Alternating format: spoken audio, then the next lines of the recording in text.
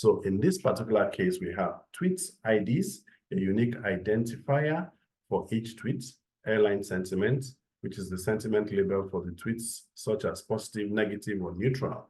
Airline sentiment confidence, the confidence level associated with the sentiment label, and of course, the negative reasons, a category indicating the reason for negative sentiment. Negative reason confidence, the confidence level associated with the negative reason. Airline, the airline associated with the tweets. Airline sentiment gold standard sentiment label. Name, the username of the tweet author. Every tweet must have an author and a handle. So retweets count the number of tweets that, the number of times a tweet, has been retweeted. Text, the actual text content of the tweet.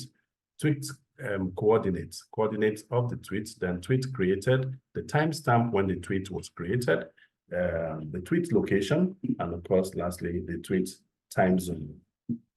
So this actually forms the social media set of data that are actually involved in the data sets to be used in the particular case of sentiment analysis. So the very first traditional thing to do when you are actually running Python programming and Python techniques on Google Colab is for you to initially try to see how you can build, how you can actually initialize all your libraries